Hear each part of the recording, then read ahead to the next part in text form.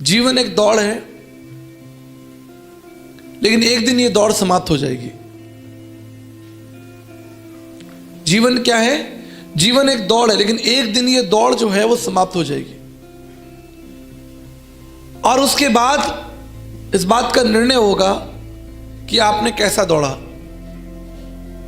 अगर आपने एक पवित्र दौड़ दौड़ी है, एक ईमानदार दौड़ दौड़ी, एक अच्छा पवित्र जीवन जिया है, एक विश्वास योग्य जीवन जिया, एक धर्मी जीवन जिया है, यदि आपने एक निर्दोष जीवन जिया है, तो आप निश्चित परमेश्वर को देखेंगे, क्योंकि बाइबल कहती है कि धर्मी जन परमेश्वर को देखेंगे।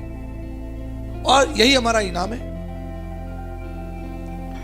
संसार में जो आपको इनाम मिलेगा, जो भी आपको पद प्रतिष्ठा मिलेगी, मान सम्मान मिलेगा, उपहार मिलेगा, जो भी आपको तांबे का पीतल का शील्ड मिलेगा, वो नष्ट हो जाएगा। आपके साथ वो भी नष्ट हो जाएगा।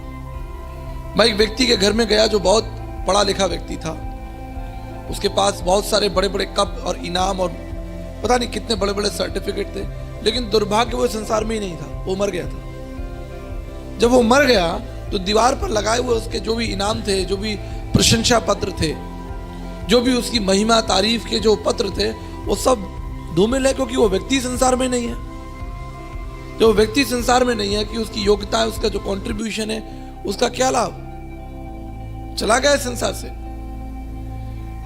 ठीक इसी तरह एक दिन हमारी ये दौड़ समाप्त हो जाएगी, सब कुछ शांत हो जाएगा, सब कुछ खत्म हो जाएगा। लेकिन बाइबल क्या कहती है? इस दौड़ के बाद में आपको एक इनाम मिलेगा, और वो इनाम किसी मनुष्य के द्वारा, किसी समाज के द्वारा, किसी संगठन के द्वारा, किसी राजनीतिक संगठन के द्वारा नहीं। वो इनाम जो है वो आपको स्वयं परमेश्वर देगा, क्योंकि जीवन किसका है? जीवन परमेश्वर का है, और अंततः हमें परमेश्वर के पास लौटना है।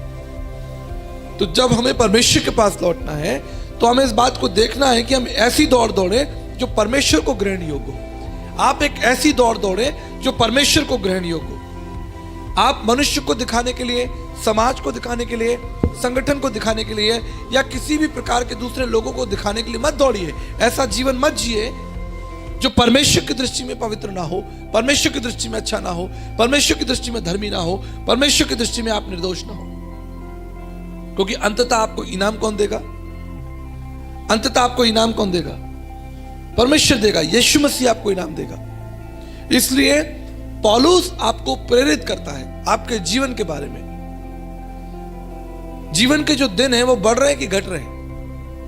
घट रहे हैं। आज जो दिन निकल जाएगा वो दिन कभी वापस नहीं लौटेगा। जो दिन कल निकल गया वो अब भविष्य में कभी वापस नहीं लौटेगा। ये जीवन के जो दिन हैं, ये दिन निकलते जा रहे हैं, और अंततः ये बालू के समान, जैसे मिट्टी में आप बालू को पकड़ लें तो बालू धीरे धीरे धीरे धीरे रेत जो है वो निकल जाती है। इसी तरह जीवन के दिन हमारी मुट्ठी से निकल जाएंगे, और अंततः जब हमारी आंख इस जीवन के बाद खुलेगी, जो प्राण निकलेगा, और हम देखेंगे कि हमने इस संसार में क्या पाया और इस संसार में हमने क्या किया। इसलिए बाइबल आपको प्रेरणा देती है, पवित्र शास्त्र बाइबल आपको प्रेरणा देती है कि आप ऐसे दौड़ो कि आप जीवन का मुकुट पाओ, क्योंकि जीवन परमेश्वर का है, और अंततः यह निर्णय परमेश्वर को लेना है कि आपको जीवन का मुकुट मिलेगा कि नहीं मिलेगा। आपने कैसा जीवन जिया है? आपका जीवन अगर निष्कलंक है, पवित्र है, आपके जीवन में प्रेम है, सद्भावना है, आपके जीवन में दूसरों को क्षमा करने की शक्ति है, आपके जीवन में दूसरों को प्रेम करने की और उनको ग्रहण करने की शक्ति है, आप निश्चित जीवन का मुकुट पाएंगे। लेकिन अगर कोई व्यक्ति लालची है, कोई व्यक्ति घमंडी है, बेईमानी कर रहा है, छल और कपट कर रहा है, थोड़ी देर के लिए तो वो विजेता बन जाएगा, अपनी दृष्टि में विजेता बन जाएगा। भाई मैं कुछ हूं, मैंने किसी का खेत छीन लिया, मैंने किसी का व्यापार छीन लिया, मैंने किसी का नाम प्रतिष्ठा छीन ली, मैंने किसी संगठन में घुसकर तोड़फोड़ मचा दी और उस संगठन का स्वामी मैं बन गया। ऐसी बहुत सी बातें होंगी, लेकिन उस व्यक्ति को अंत में परमेश्वर की दृष्टि में लज्जित होना पड़ेगा। इसलिए पवित्र शास्त्र बाइबल में एक व्यक्ति है जिसका नाम नूहा है। क्या नाम है? और बाइबल बताती है कि जब पूरे संसार को नष्ट करने का, सारे संसार को जितने भी प्राणी थे, दुष्ट थे, अंधकार में पड़े हुए थे, बुराइयों में पड़े हुए थे, व्यभिचार में पड़े हुए थे, गंदगी में पड़े हुए थे, जब परमेश्वर ने देखा कि सारा संसार जो है वो अंधकार में पड़ा हुआ है, तो परमेश्वर ने निर्णय लिया कि सारे संसार के प्राणियों को नष्ट किया जाएगा। कोई प्राणी नहीं बचेगा, क्योंकि सब दुष्ट है। कोई परमेश्वर का खोजी नहीं, कोई परमेश्वर को देखने वाला, ढूंढने वाला, जानने वाला, परमेश्वर के मार्ग पर चलने वाला नहीं। पूरे संसार को नष्ट किया जाएगा। जब परमेश्वर ये सोच रहा था, जब परमेश्वर की दृष्टि एक व्यक्ति में पड़ी जिसका नाम नूहा है। निकाली उत्पत्ति की पुस्तक, उसका 6 अध्याय और 9 पद को पढ़ेंगे। Book of Genesis chapter 6 verse 9 पढ़ेंगे। नूह की वंशावली यह है। नूह की वंशावली ये है। नूह धर्मी पुरुष और अपने समय के लोगों में खरा था, और नूह परमेश्वर ही के साथ साथ चलता रहा। देखिए कितनी सुंदर बात। परमेश्वर एक व्यक्ति की गवाही दे रहा है। स्वयं परमेश्वर नूहा के बारे में बता रहा है कि नूहा कैसा व्यक्ति था। कोई समाज, कोई संगठन, कोई पड़ोसी, कोई रिश्तेदार, कोई आपका मित्र आपकी तारीफ करे तो वो तारीफ क्या है? क्योंकि आपने उसके संग कोई अच्छा काम किया। 4 लोगों के साथ आप बुरा काम करके आए, तो 4 लोगों से पूछेंगे तो बुरा बोलेगा। आपने किसी एक व्यक्ति के संग अच्छा काम कर दिया तो व्यक्ति कहेगा भाई ये तो बहुत अच्छा है। लेकिन 4 व्यक्ति जो आपकी वजह से रोए हैं, वो 4 व्यक्ति, 10 व्यक्ति, 15 व्यक्ति जिनके जीवन में आपके द्वारा कष्ट और बुराई आई है, समस्या पैदा हुई है, वो तो आपकी तारीफ नहीं करेगा। लेकिन परमेश्वर सर्वव्यापी, सर्वज्ञानी है। परमेश्वर क्या है?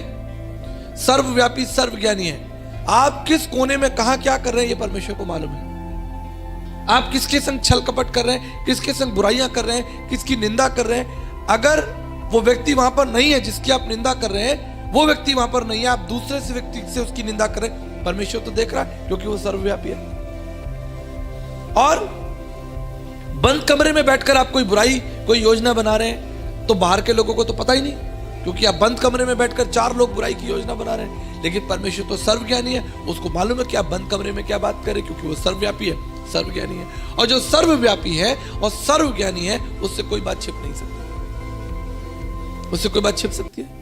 उससे कोई, जो व्यक्ति सर्वव्यापी होगा, परमेश्वर जो सर्वव्यापी है, सर्वज्ञानी, वो उसका स्वभाव है, सब जगह उपस्थित है वो।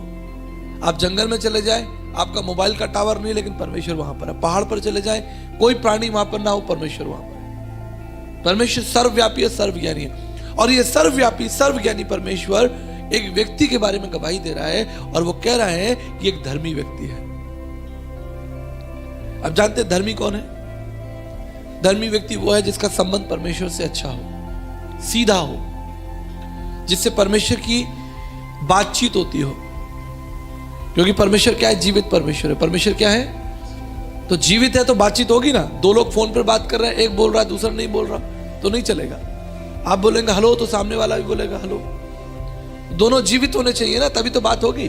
एक मुर्दा व्यक्ति है तो उससे आप क्या बात करोगे? तो एक व्यक्ति मर गया, तो उसका एक जानकार था, वो दौड़ता हुआ आया, आकर उसकी, जो दूसरा व्यक्ति जो मरा हुआ था, उसकी लाश पर गुस्सा होने लगा। बोले अरे ये मर कैसे गया? ये मेरा 5 लाख रुपया ले लिया, मेरा 5 लाख रुपया लेके मर गया, इसको बोलो मेरा 5 लाख रुपया दे। लोगों ने समझाया भैया अब तो मर गया, अब तो मर गया, तो तुम्हारी क्या सुनेगा वो? जो मरा हुआ व्यक्ति होगा वो आपको उत्तर दे सकता है। जो मरा हुआ व्यक्ति होगा वो आपसे बात कर सकता है। बाइबल में परमेश्वर की एक पहचान है, वो जीवित परमेश्वर है, सदा से सदा के लिए जीवित है। हाथ उठाकर परमेश्वर का धन्यवाद करें। सदा से सदा के लिए वो जीवित है, और वो जीवित है तो पहले वो बात करता है। उसने आदम से क्या कहा? सुनो। पहले किसने बात की? पहले परमेश्वर ने बात की। पहले परमेश्वर ने बात की। तो जीवित परमेश्वर बात करता है। तो जीवित परमेश्वर जो है वो गवाही दे रहा है। किसकी गवाही दे रहा है? नोहा की गवाही दे रहा है। क्या कह रहा है? ये व्यक्ति धर्मी व्यक्ति है, इसका संबंध मेरे साथ ठीक है। He is a righteous man. क्या परमेश्वर आज आपके लिए गवाही दे सकता है? क्या परमेश्वर कह सकता है कि ये व्यक्ति, ये महिला, ये पुरुष, ये जवान, इसका संबंध मेरे साथ है, ये एक धर्मी व्यक्ति है, he is a righteous man, ये मेरी बात को सुनता है, मेरी योजनाओं को, मेरे वचनों को जानने की कोशिश करता है, मेरे वचन को पढ़ता है? क्या परमेश्वर आपके बारे में गवाही दे सकता है? ये हमारे जीवन का मुकुट है। अगर परमेश्वर आपके बारे में गवाही दे सका तो समझ लीजिए आपके पास जीवन का मुकुट है। आगे क्या कहता है, वो निर्दोष, उसके काम निर्दोष है, वो एक विश्वास योग्य व्यक्ति, इज ब्लेमलेस। पढ़िए वचन को दोबारा पढ़िए। नूह जो था वो एक धर्मी व्यक्ति था, उसकी वंशावली यह है कि वो धर्मी व्यक्ति था। आगे पढ़े। नूह की वंशावली यह है, नूह धर्मी पुरुष और अपने समय के लोगों में खरा था और नूह परमेश्वर ही के साथ साथ चल रहा था। खरा मतलब निर्दोष। आप समझ रहे हैं मेरी बात? निर्दोष, उसने किसी का अहित नहीं किया, किसी मनुष्य का अहित नहीं किया। कई बार क्या होता है, हम सोचते हैं कि हम बड़े धर्मी हैं, हम परमेश्वर के साथ तो अपना संबंध अच्छा रखें, हम खूब पूजा पाठ करें, खूब आराधना करें, गीत गाएं, धन्यवाद करें, उपवास रखें, अपनी कोठरी बंद कर करके घुटनों पर प्रार्थना करें, सारा महिमा आदर प्रभु को दें। लेकिन जब बंद कमरे से बाहर निकलें, प्रार्थना सत्संग से बाहर निकलें, लोगों के संग झगड़ा करें, मारपीट करें, गालियां दें, उन्हें लूटें, उनकी बुराइयां करें, चुगलियां करें, तो वो व्यक्ति निर्दोष नहीं होगा, क्योंकि वो सोचता है कि मेरा संबंध परमेश्वर के साथ तो अच्छा है, मनुष्यों से मुझे क्या लेना। वो पकड़ा जाएगा। कैसे? केन के समान। आपको मालूम है, केन और हाबिल दोनों भाई थे, दोनों का संबंध परमेश्वर से अच्छा था, ठीक है, दोनों परमेश्वर के लिए उपहार लेकर आए। लेकिन क्या हुआ हम जानते हैं, पढ़ेंगे। जब केन जो है परमेश्वर के लिए उपहार लेकर आया तो क्या हुआ भाई? निकालो, मिला आपको चौथे अध्याय में चौथे पद से पढ़ना शुरू कीजिए।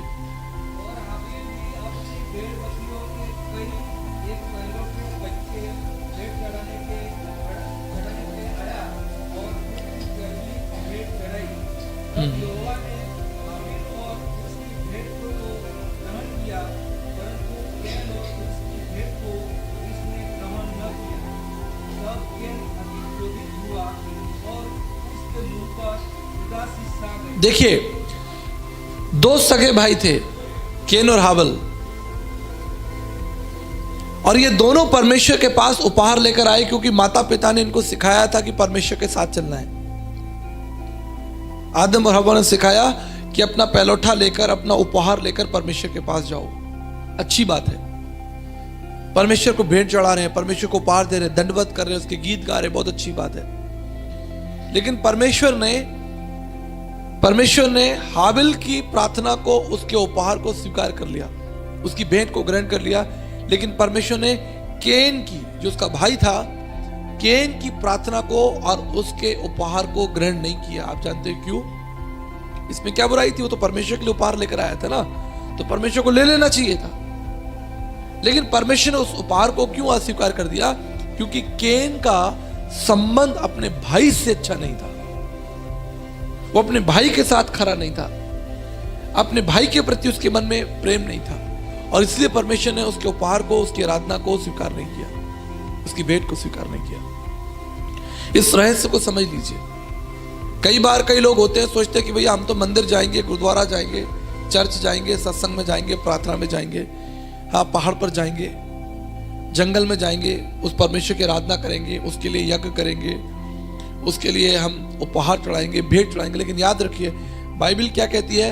अगर तेरे मन में तेरे भाई के प्रति कोई द्वेष है, जलन है, ईर्ष्या है, तो पहले जा और उसके साथ संधि कर, समझौता कर, तब आकर भेंट चढ़ाना। इसलिए परमेश्वर ने केन की प्रार्थना को अस्वीकार कर दिया।